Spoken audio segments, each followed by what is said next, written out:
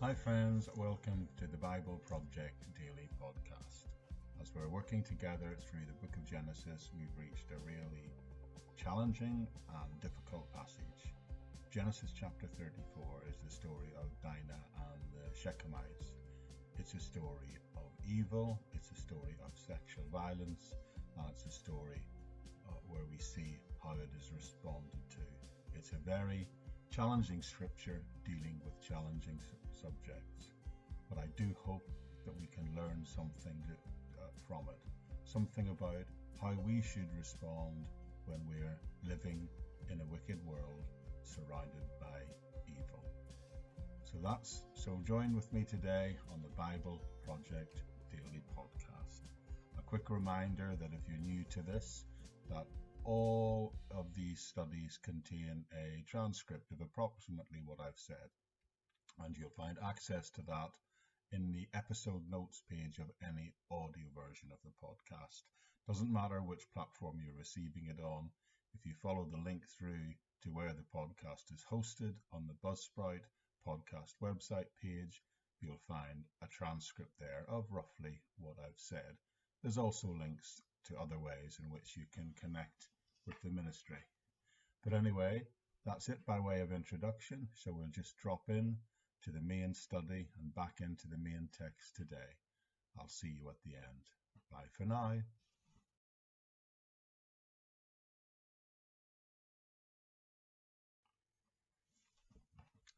Okay, today we're covering Genesis chapter 34. And this is the story, of course, of Dinah and the Shechemites. And I've given the overall title to what we're going to be looking at over the next couple of days, responding to wickedness. See what we can learn from this really difficult, really challenging story. Now, I don't have to tell you that we live today in a very wicked world. You would probably agree with that question, I'm sure most of you. But what I want us to ask over the next 2 days is how should we respond to situations? Because at the end of the day, we're surrounded by evil and wickedness. So how do we live within those societies in that world? And how should we respond when events take a turn on the dark side?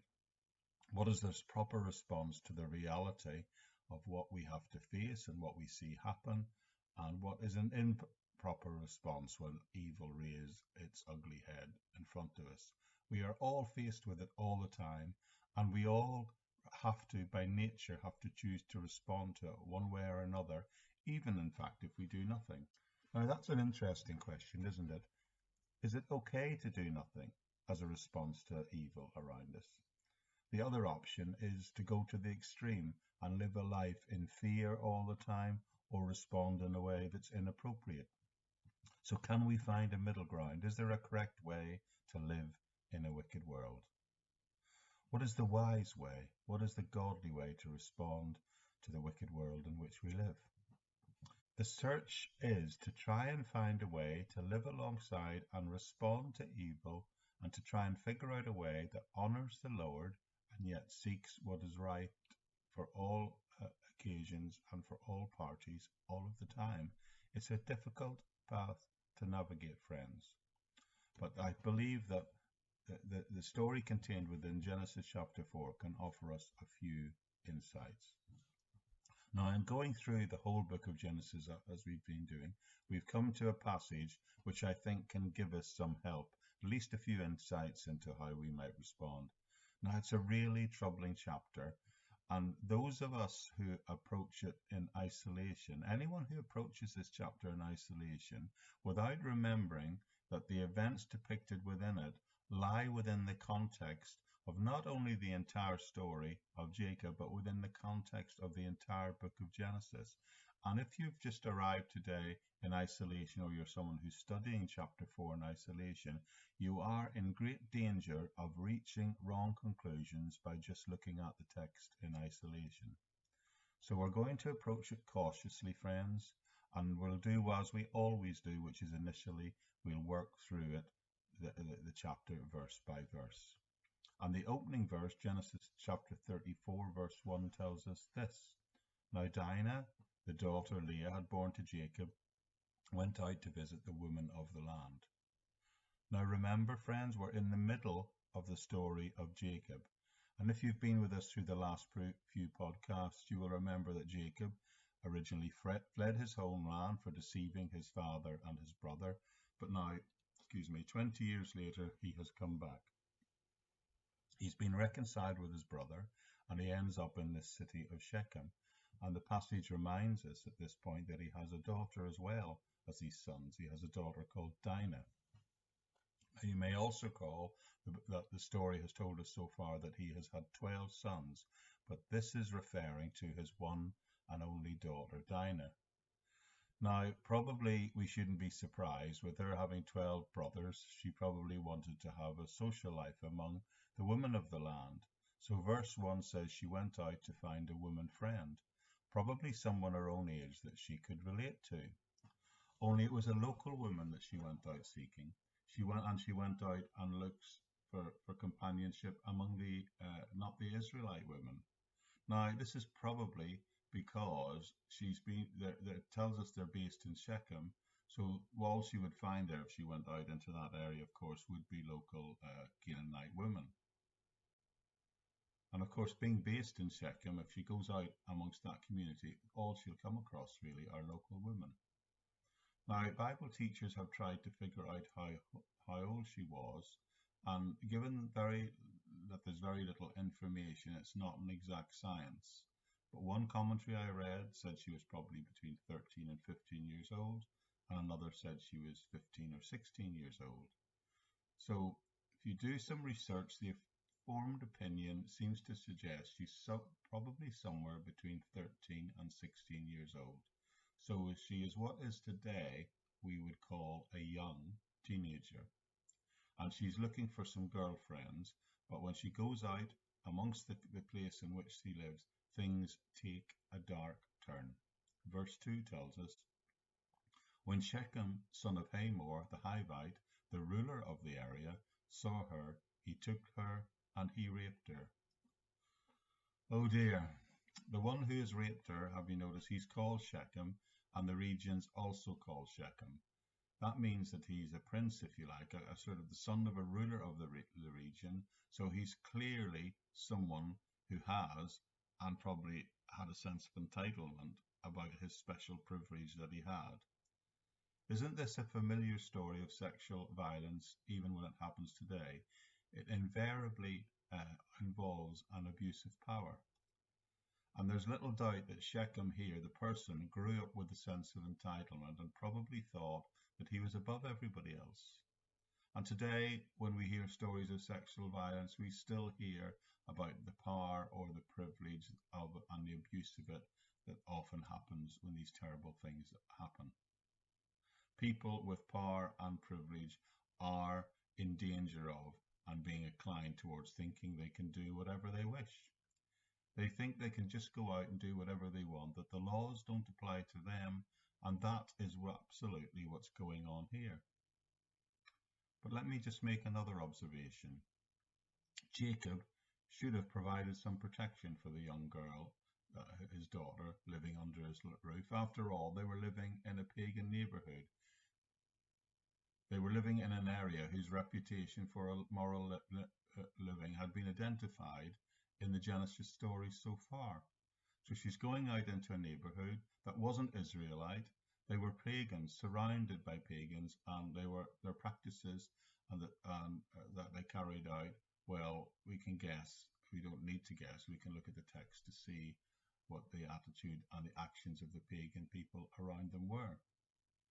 So Bible experts tend to agree that Jacob here is being described and being identified as falling down as a father. He's not protecting his young teenage daughter, and unfortunately she's going to pay the consequences. What's interesting in this particular case is the man who rapes her then says he's attracted to her. Look at the next verse, verse 3. His heart was drawn to Dinah, the daughter of Jacob. He loved the young woman and spoke tenderly to her. And Shechem said to his father Hamor, get me this girl as my wife. So even though he's violated her, it says he's fallen in love with her and he wants to marry her. The story continues. When Jacob heard that his daughter Dinah had been defiled, his sons were in the field with their livestock, so he did nothing about it until they came home. Then Shechem's father Hamor went out to talk with Jacob, and meanwhile Jacob's sons came in from the fields as soon as they heard what had happened. They were shocked and furious because Shechem had done an outrageous thing in Israel by sleeping with Jacob's daughter, a thing that should not have been done. Now, it was absolutely the custom of the day to ask parents to make arrangements for children when their children were getting married. So it was according to the custom of the day for Shechem to go to his father and say, look, I found this girl I want to marry. Now, if his son was going to marry Dinah, then as a father, that meant he would have to go and speak to her father, Jacob. And these opening verses are just sort of setting the stage for what is about to happen when they meet. So what happens next is Hamor, Shechem's father, goes to Jacob and requests that they make arrangements for marriage. And this is where the story really starts to get quite interesting. We know Jacob has heard about these events, but the sons in the fields, they're out with the livestock. So Jacob keeps quiet about it until they come home. He hasn't gone out and drawn them in immediately. Now that's particularly interesting because when we get deeper into this book, he seems to be much more proactive when one of his sons go missing or something potentially bad happens to one of his sons. He seemed to get very upset, yet his daughter's got raped here and he appears to be quite passive about the whole thing. Now, some have suggested that it would be the custom for him to wait until the sons got home before telling them, rather than calling them in from the fields, but that doesn't really cut it for me. If you read the rest of the passage, it's obvious that he is passive in this whole situation. In fact, you could say he's shockingly passive and insensitive to what's gone on, and he does nothing about it until the brothers actually come home. So what we see here is the father of Shechem has come out to speak with Jacob, and his sons are now coming in from the field, and at this point they hear about what's happened. So Dinah's brothers, we are told, are very angry. Now let's just pause for a moment and think about, do you see the contrast here? It hasn't mentioned Jacob getting angry at any point yet, but it's obvious that the brothers are getting very upset. They're furious, in fact, it tells us.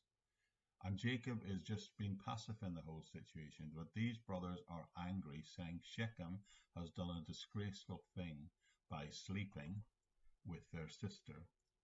Shechem has done an outrageous thing in Israel, is how they actually word it.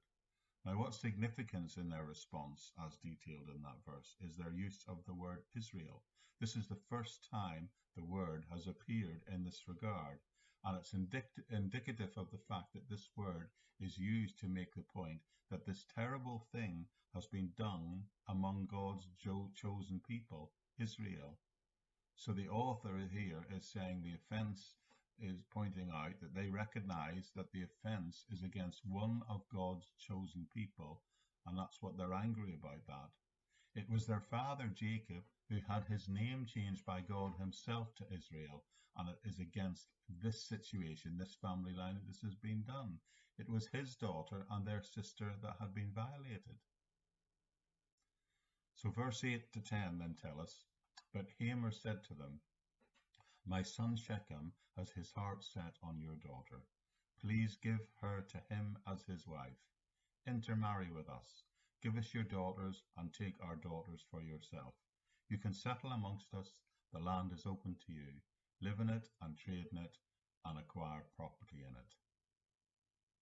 All right, here's the proposal. Here's the background to the marriage proposal made by Shechem's father. But note, it's not just for marriage. It's much wider than that. It is to share the land together and for both their sets of children and family lines to intermarry. But remember what God said about his chosen people, about this people that he named Israel when he chose them. Remember what he said when he made his first covenant with them? He said they were going to be a people set apart for him. They were clearly not meant to intermarry. So this is a bad suggestion, But on top of that, Shechem's saying not only should they intermarry, but they should make this a commercial venture. They should make a commercial thing out of this whole arrangement. He's saying, look, let's live in this land together, and let's not just intermarry. Let's trade together. Let's do business together. So he didn't just ask that Jacob's daughter becomes married to his son. He's making a much larger and wider proposition here, namely that we create this new mixed community and make it the basis of our new business relationships, and out of which we can create a whole new society. Can you see where it's going wrong here? Then Shechem said to Dinah's father and brothers, let me find favor in your eyes. I will give you whatever you ask. Make the price for your bride and the gift I am to bring as great as you like, and I will pay whatever you ask. Only give me the young woman as my wife. Now, it still seems to me that there's a real sense of entitlement in this young lad, in the sense the way he said, only give me this young woman as my wife. Whatever you can say about Shechem, and there are a lot of negative things you can say about him, it does appear, though, that he genuinely wants to marry Dinah. And it does appear that he perhaps has maybe even fallen in love with her.